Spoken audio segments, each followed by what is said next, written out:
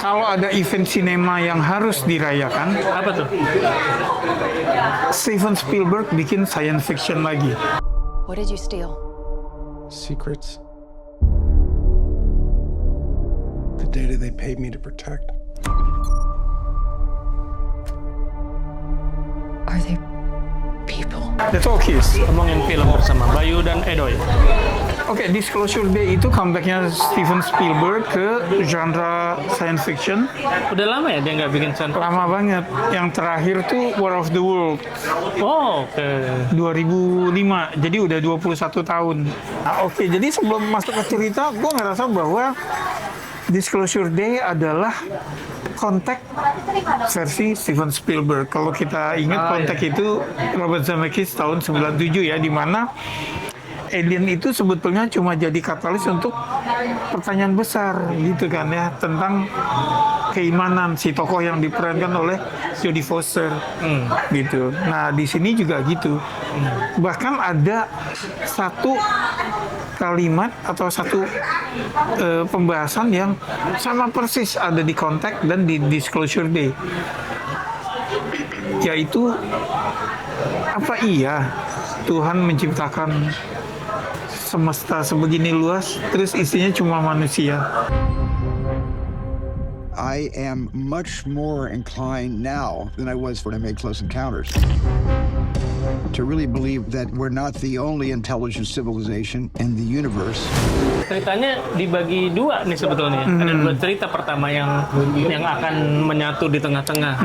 Pertama si Daniel yang di situ pertama digambarkan apa ya, dia kabur dari otoritas ya. Iya, dia jadinya whistleblower. Tempat dia kerja tuh nggak bisa dibilang badan pemerintah ya, swasta, tapi punya kuasa yang sebegitu besar gitu. Nah, di tempat dia bekerja itu dia melihat bahwa sebetulnya alien yang selama ini didesas-desuskan itu emang beneran ada. Area 51 tuh beneran ada. Roswell ya, itu beneran ada. Terus kayak sightings yang selama ini UFO bukan ya? UFO ya, itu beneran ada. Dan dia melihat bagaimana aliennya itu diperlakukan oleh militer. Iya, jadi si Daniel ini keistimewaannya dia apa ya, jago matematika ya. Dia bisa membuat apa persamaan itu, equation itu dengan mudah dia terjemahkan lah gitu. Jadi dia punya kalian itu dan dia juga programming. Dia memang ditugaskan untuk menjaga rahasia itu di situ dan bentuk digital ya. Nah kemudian nuraninya terketuk bahwa ini rahasia yang selama puluh tahun dijaga, kayaknya masyarakat dunia harus tahu. Dia juga dibantu sama mantan orang dalam ya. Si Hugo ya. Hugo. Yang kedua cerita tentang Maggie, seorang newscaster apa namanya, weather. Iya, weather report ya. Jadi pembaca ramalan cuaca. Nah tiba-tiba dia punya kemampuan, dapat kemampuan luar biasa tuh gara-gara dia berpandang-pandangan sama burung ya. Terus tiba-tiba dia punya kemampuan berbahasa asing yang dia nggak tahu. Dia nggak tahu gitu, yang kotak-kotak gitu. Itu ada di trailernya. Setiap kali dia memandang orang, maka segala pengetahuan orang itu dia kuasai. Oh iya. Iya kan? Segala memori orang itu dia kuasai. Wah, itu kemampuan yang luar biasa ya. Iya. Bahkan dari jauh pun ya. Iya, dia bisa kuasai itu. Jadi kalau ketemu orang Rusia tadi, ya dia bisa bahasa Rusia sesuai dengan kemampuan orang itu. Pada saat dia membawakan Laporan cuaca, terus dia kayak apa ya, kesurupan. Ya kan? Kesurupan dikit, terus dia ngomong bahasa alien ya. Bahasa alien itu viral di sosial media sehingga agensi yang tadinya ngejar-ngejar si Daniel itu tahu, terus bahkan ini nih kita harus ngejar dia. Si satu lagi nih, si Maggie. Nah akhirnya kejar-kejaran juga sama Maggie. Nah dua cerita itu akhirnya jadi ketemu di tengah. Daniel Kellner. Who is this? Do not go back to the house. They found you. I don't know who you are, but they're gonna kill you. Oke, jadi intinya sih itu. usaha si Daniel untuk whistleblow file-file tentang keberadaan alien di bumi, sama si Maggie yang benar-benar dia punya kemampuan si aliennya ya, Bang. Gitu. Oke, itu ceritanya. Nah, kenapa harus dirayakan gitu ya? Jadi film tentang alien atau science fiction itu banyaklah dibuat ya. Tapi setiap kali Steven Spielberg bikin itu terasa istimewa. Bahkan yang popcorn sekalipun kayak War of the Worlds ya, terasa istimewa. Nah ini kalau bilang nostalgia bukan cuma nostalgia, tapi apa ya? Dia bikinnya old school juga kayak buat film. Iya. Jadi kayak style lama kayak kita nonton film lama ya.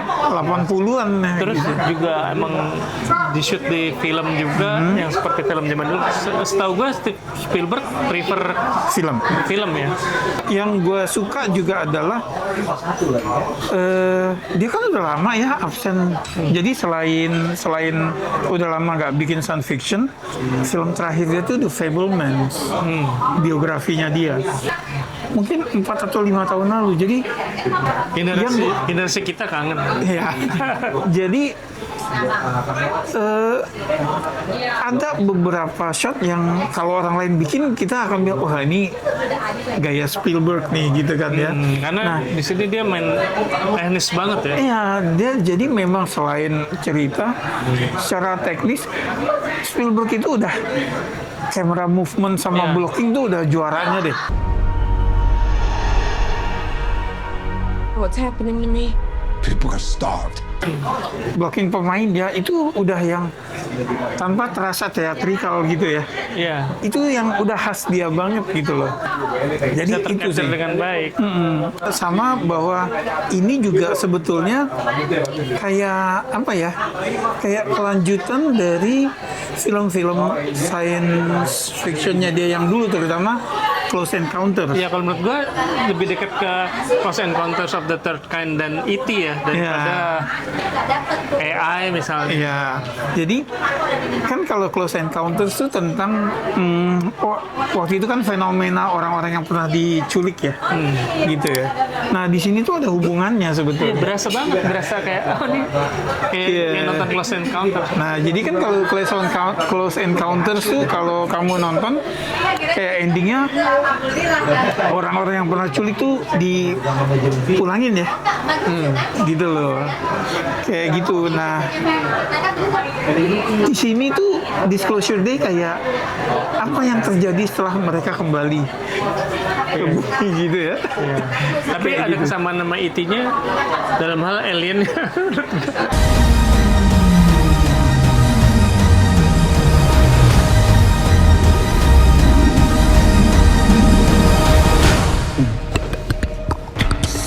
Gue baca ada beberapa komen yang kok aliennya bentuknya masih kayak sama gitu, kayak Apa yang udah tersebar di ini kan? iya di sosial film media, terus film kayak di lain. film-film lain gitu.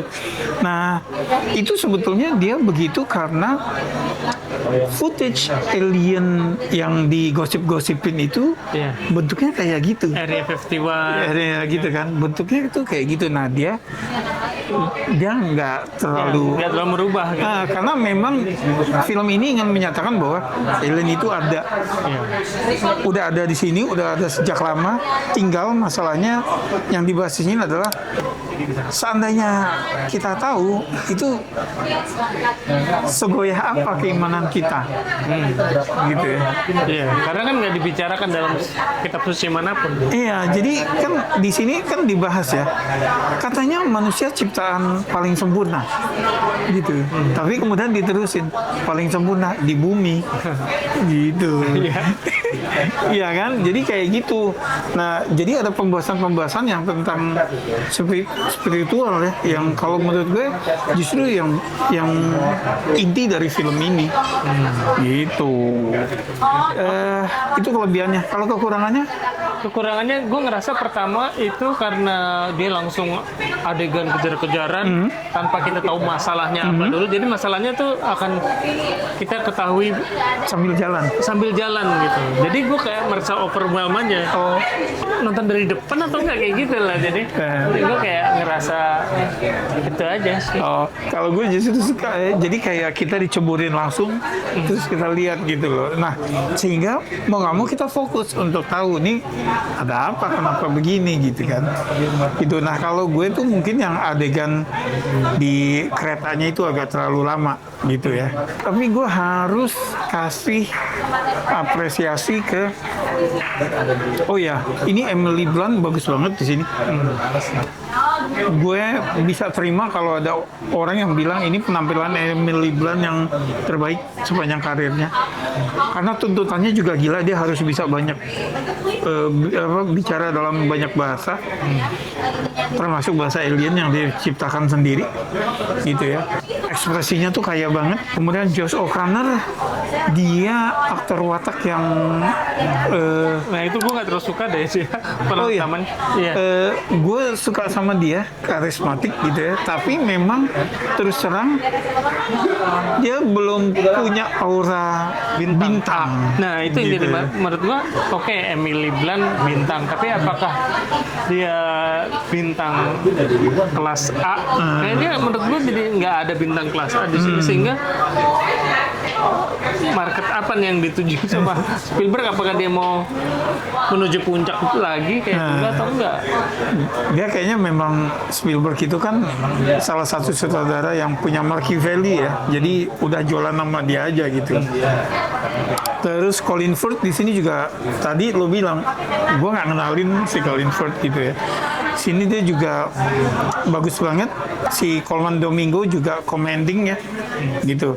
Nah, ada satu nama yang mungkin orang jarang sebut, tapi menurut gue dia salah satu kunci keberhasilan film ini. Courtney Grace. Dia adalah yang berperan sebagai anchor di We're interrupting our coverage.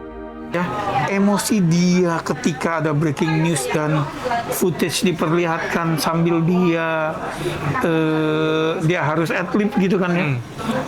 Itu yang emosi itu berasa banget ya, dari suara dia yang bergetar gitu kan. Kan orang nanya, kenapa sih harus nangis? No, itu yang kayak the weight of the information segitu beratnya sehingga gitu ya, emosi kita tuh susah untuk menahan gitu. Nah itu berhasil banget nih. Kalau di gue ya, menurut gue gitu. Oke. Disclosure Day. Gue suka banget. Gue menikmati film ini. 8 buat gue. Oke, gue juga sama. Gue pikir gue mau ngasih lebih rendah dari lo. Ternyata sama kita 8 juga dari gue. Gue suka, enjoy. Oke, gitu aja kayaknya.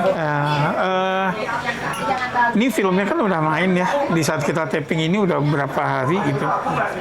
Kalau kamu udah nonton silakan komen. Yang belum nonton juga kalau ada yang mau tanya silakan komen.